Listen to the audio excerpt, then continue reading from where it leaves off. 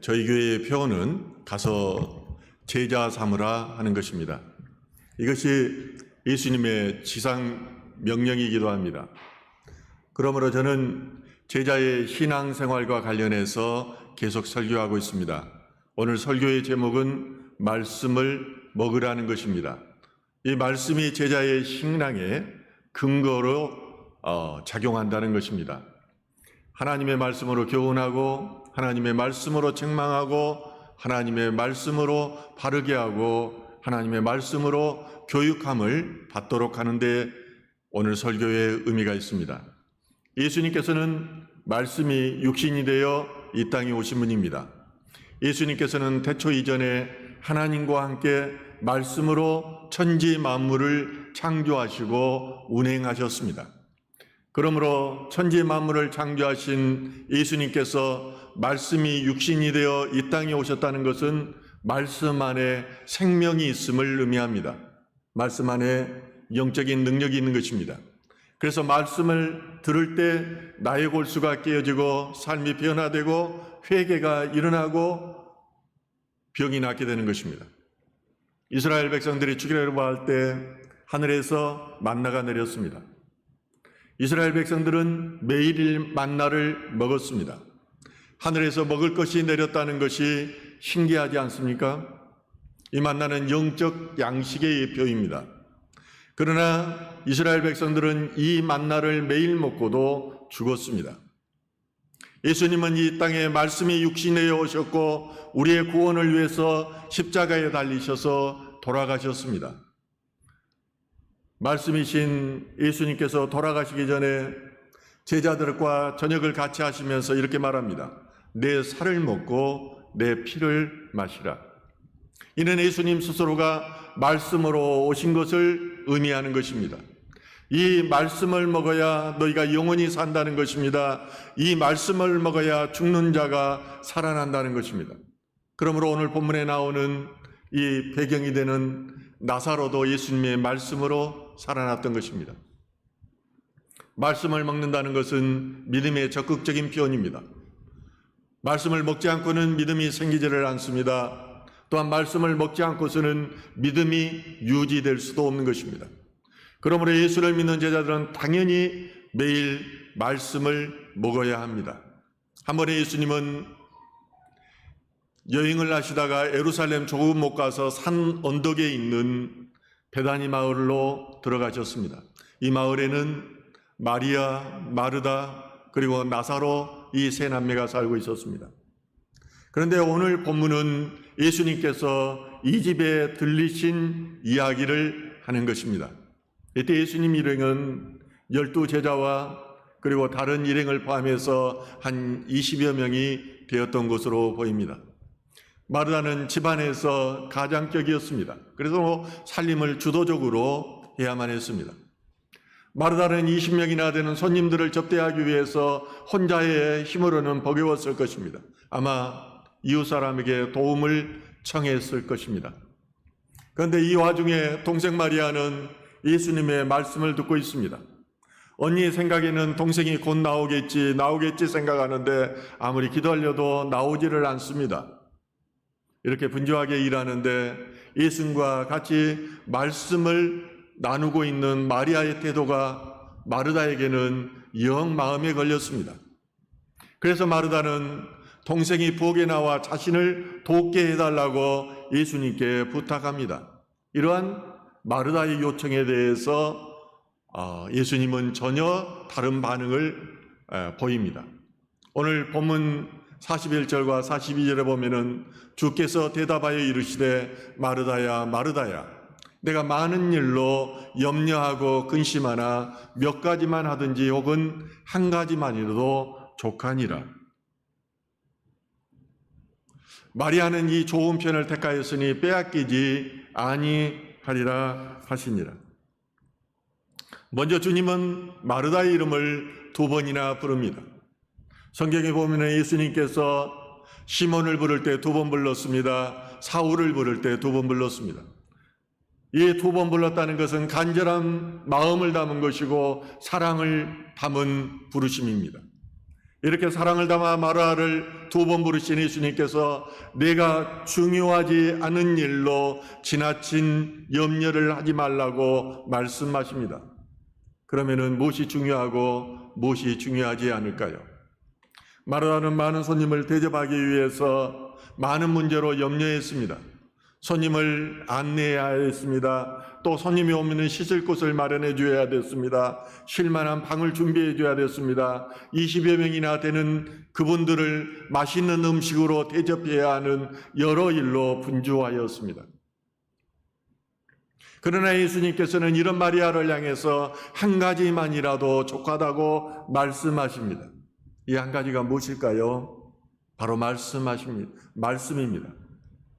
내가 진정 중요한 것은 여러 가지로 분주한 것이 아니라 영적인 양식을 먹는 것이라는 겁니다. 마르다는 육적인 배고픔을 해결해 줄 음식을 만드는 데 분주했지만은 마리아는 영혼을 배부르게 하는 생명의 양식인 하나님의 말씀을 듣는 데 더 관심이 있었습니다. 성경은 살리는 것은 영이니 육은 무익하다고 말씀합니다. 결국 예수님께서는 육적인 양식보다 영적인 양식에 몰말라 하는 마리아를 더 받아들인 것입니다. 우리는 하나님을 믿는 동기가 여러 가지가 있을 수 있습니다. 가난한 사람은 부자 되기 위해서 교회에 나오는 분들이 있습니다. 불치병에 걸린 분들은 어떻게 교회에 나와서 치유받고 또 소생하기를 바라는 그런 분들도 있습니다. 어떤 분들은 교회에 나와서 인맥을 쌓고 또 사교를 하기 위해서 나오는 분들도 있습니다. 그러나 하나님을 믿고 교회에 나오는 이유는 인생의 성공을 위해서가 아닙니다. 육신의 안식이 목표가 되어서도 안 된다는 것입니다. 그 유일한 목표는 하나님 나라여야 합니다. 하나님의 다스리는 하나님의 통치권이 임하는 하나님 나라가 내 안에 이루어졌을 때 우리는 천국을 소유하게 되는 것입니다. 다른 표현으로 말하면은 우리가 영생을 얻을 수 있다는 것입니다. 영생을 얻기 위해서는 예수님을 믿어야 하는데 이 예수를 믿는다는 것은 말씀이 육신이 되어 오신 예수를 먹는다는 것을 의미합니다. 말씀을 먹여야 예수의 영인 성령이 내 안에 내주합니다. 말씀을 먹어야 예수와 내가 연합하게 되는 것입니다. 예수 포도나무 이 가지에 열려서 예수님과 연합하는 경우입니다. 그런 점에서 마리아는 육신의 양식보다 말씀을 사모했으며 말씀의 자리로 내려갔습니다. 이 사실을 오늘 본문 10장 39절은 이렇게 말합니다.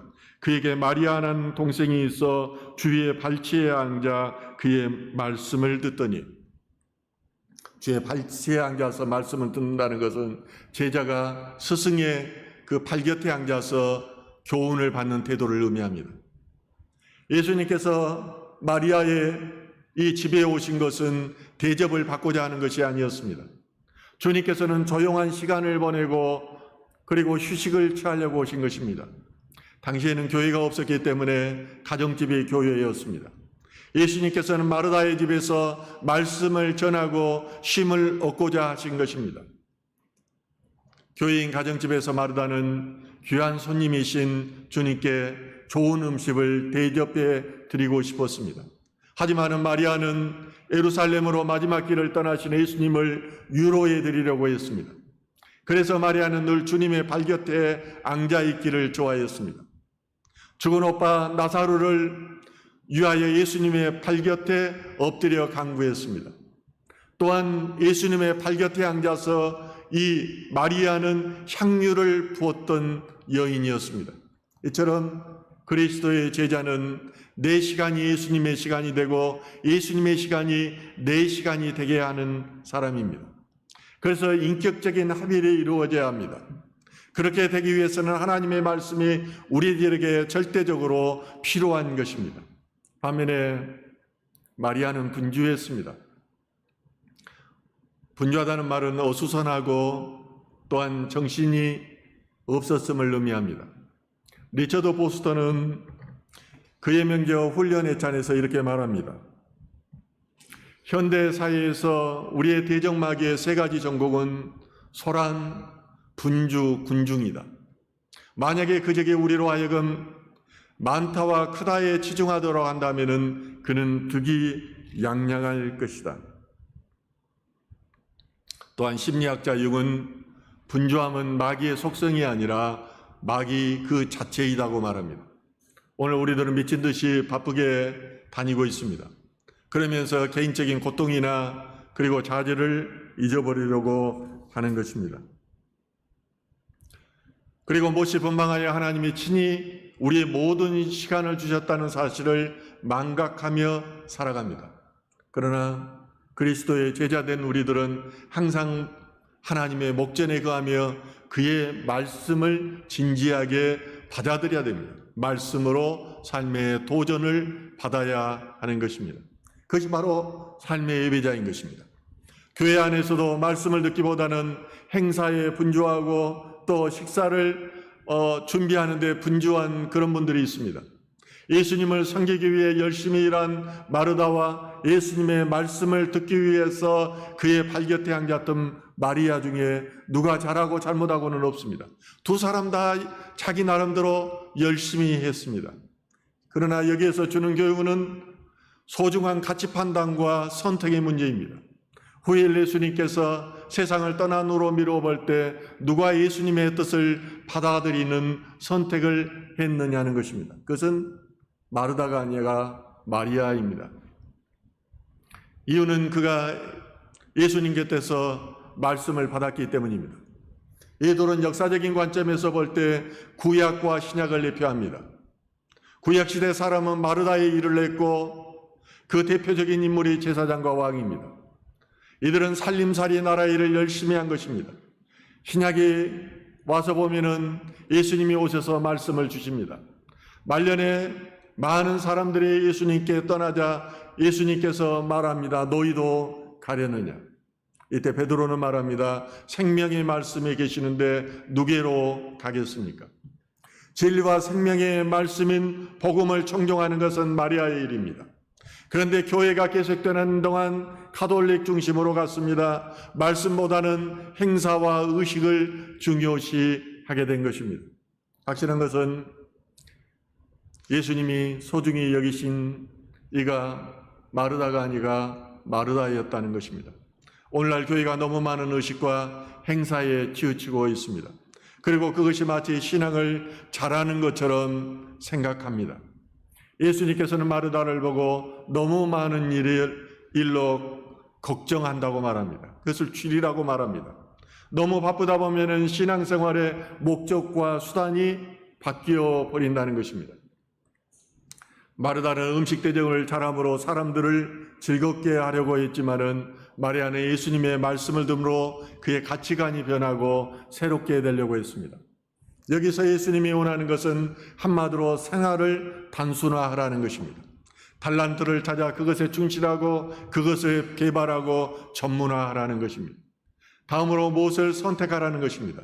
예수님의 말씀을 들은 마리아와 같이 사랑의 실천을 배워야 한다는 것입니다.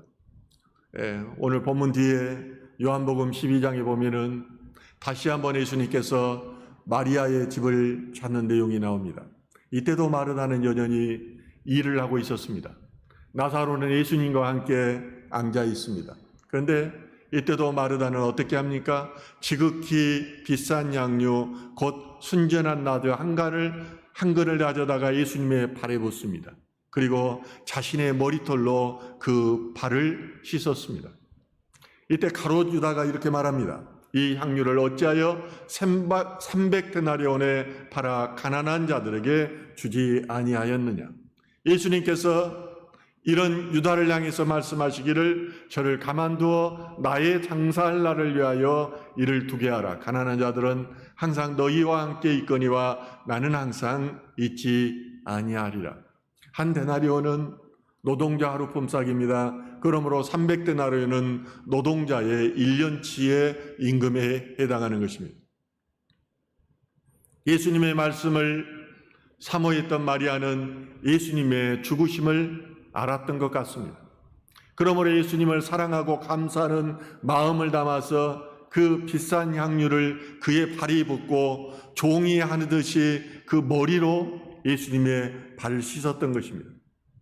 육신의 양식을 준비하는데 분주했던 마르다와 영혼의 양식에 목말라 했던 마리아의 믿음의 표현이 마지막에는 이렇게 다르게 나타나는 것입니다. 마르다는 이때도 음식을 준비하는데 바빴고, 마리아는 예수님의 장례를 준비하는데 바빴던 여인으로 성경에 기록된 것입니다. 기독교는 본질상 계시의 종교입니다. 인간이 어둠 속에서 하나님을 찾는 것이 아니라 하나님의 인격적인 방법을 통해서 자신을 친히 인간에게 계시하시는 것입니다. 그런데 이 예수님이야말로 인간에 대한 하나님 자신의 최고의 계시입니다. 그리고 시대와 문화를 초월해서 모든 사람이 이해할 수 있는 분이 바로 예수님입니다.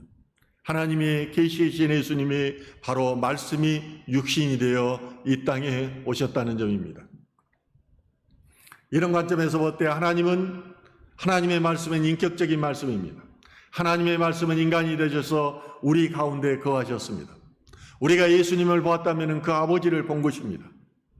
요한복음 14장 9절에 예수께서 이르시되 빌립아 내가 이렇게 오래 너희와 함께 있으되 내가 나를 알지 못하느냐. 나를 본 자는 아버지를 보았거늘 어찌하여 아버지를 보이라 하느냐. 만일 우리가 하나님께 나아가기를 원한다면 그 아들에게 나아가야 하는 것입니다. 하나님을 안다는 것은 바로 그 아들을 아는 것입니다. 가령에 우리가 사자를 만난다면 그 사자에게 잡혀먹고 말 것입니다. 그러므로 두려워서 사자를 만날 수가 없습니다. 그러나 사자 새끼를 보여줌으로 이 사자 새끼를 보아서 우리는 사자 어미를 아는 것 같습니다. 또한 하나님의 말씀은 기록된 말씀입니다.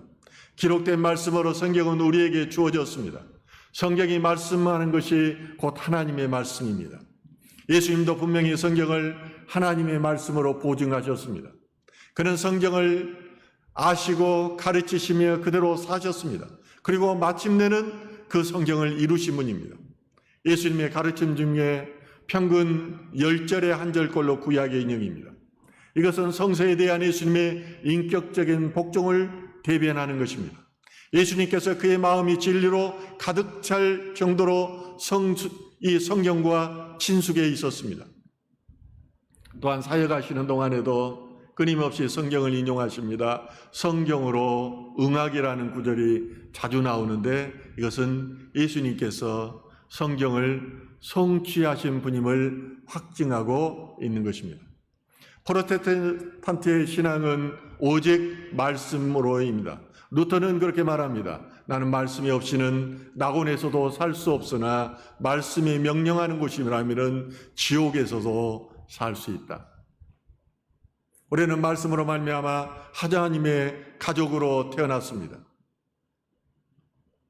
구약의 하나님이 아내와 부부관계로 표현된다면 신약의 하나님은 부자관계로 표현됩니다.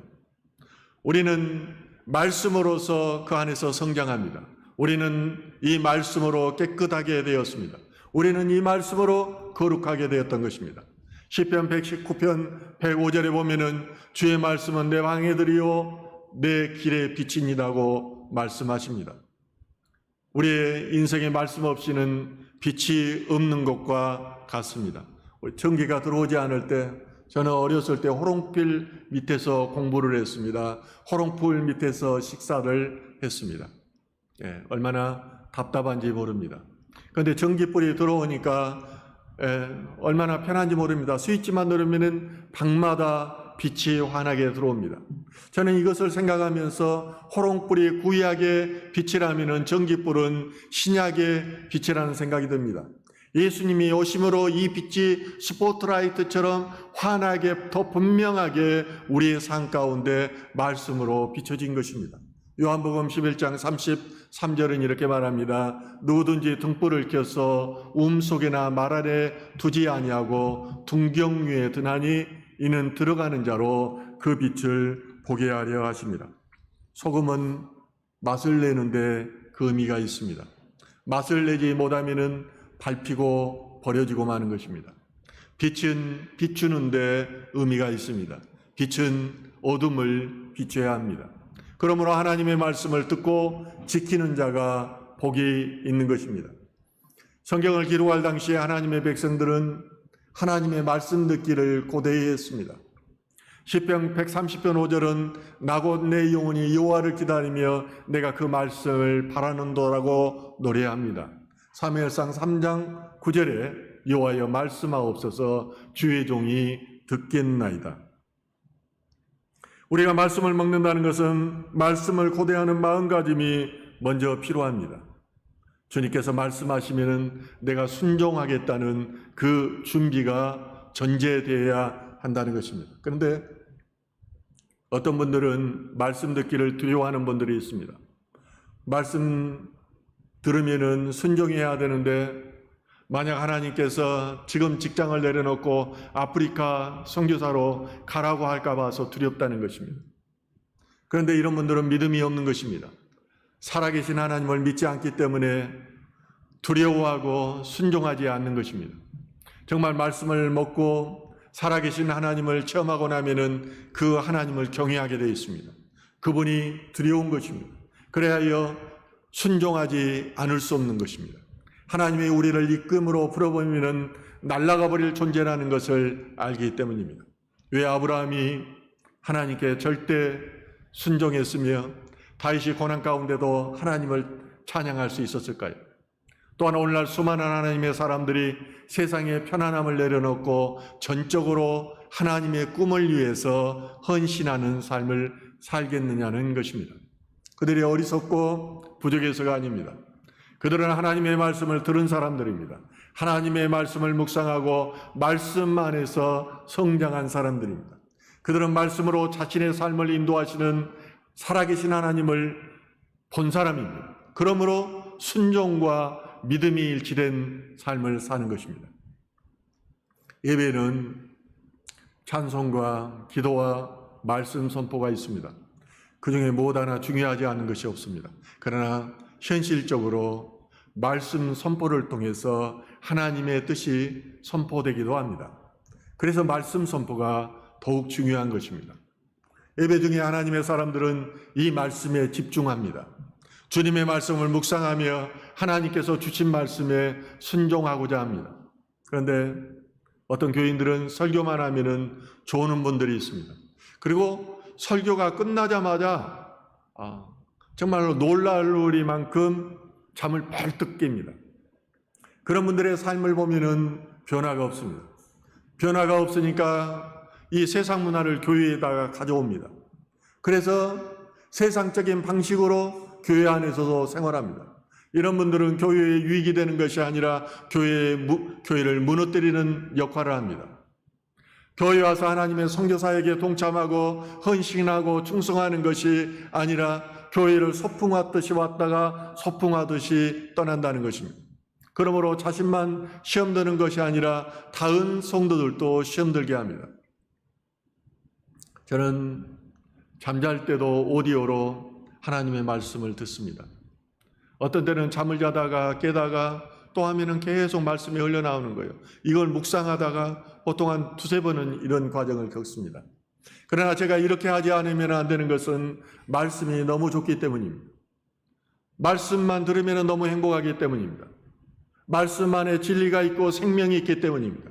그러므로 잠을 자면서도 말씀을 묵상하는 것입니다. 말씀이 없으면 어리석게 됩니다. 말씀이 없으면 교만하게 되고 교만하면 죄를 짓습니다. 말씀이 없는 사람은 누가 아무리 권면해도 소용이 없습니다. 토한 것을 다시 먹는 개와 같은 것입니다. 결국은 망해야 깨닫게 되는데 망할 때는 이미 지옥에 와 있는 것입니다. 오늘날 말씀이 사라져가고 있습니다. 말씀이 없으니 하나님의 능력이 내 안에 나타나지 않습니다. 어리석은 일을 반복하고 인생의 문제가 해결되지 않습니다. 이제 우리는 말씀으로 돌아와야 됩니다. 그래야 우리는 살 수 있습니다. 우리는 마르다처럼 육신의 건강을 위하여 분주하게 살아가면서 영혼의 건강을 위해서 말씀을 듣고 묵상하고 실천하는 일에는 게을리하지 않습니까? 말씀은 하나님의 살아계신 하나님입니다. 그 말씀이 내 안에서 일하는 것을 보면서 우리는 참 행복해지는 것입니다. 우리는 말씀을 읽는데 그르치는 것이 아니라 말씀을 먹어야 합니다. 그러면 나의 삶에 놀라운 영적 변화가 일어납니다. 이 말씀을 먹기 위해서는 또한 말씀을 씹어야 합니다. 씹는다는 것은 언어적으로 묵상하다는 것입니다. 질근질근 씹어서 말씀을 묵상해서 소화해서 소화시켜서 내 영적인 양식으로 삼아야지 영적인 변화가 일어나고 건강해지는 것입니다. 그렇게 하면은 복이 됩니다. 말씀을 사랑하고 말씀을 늘 묵상하는 자는 복이 되는 것입니다. 그렇게 되면은 우물가에 자라나는 큰 나무처럼, 지금도 저 이스라엘에 가면은 우물가에 나무가 있는데 얼마든지 아름들이 울창하게 자라나 있는지 몰라요. 저는 그걸 보면서 굉장한 감동을 받았습니다. 말씀을 사모하는 자가 이렇게 울창한 가지가 뻗어진 그런 나무, 그리고 열매 맺는 삶을 맺을 수 있는 것입니다. 말씀으로 돌아와 믿음의 능력을 체험하는 저와 여러분 되시길 주님의 이름으로 축원드립니다.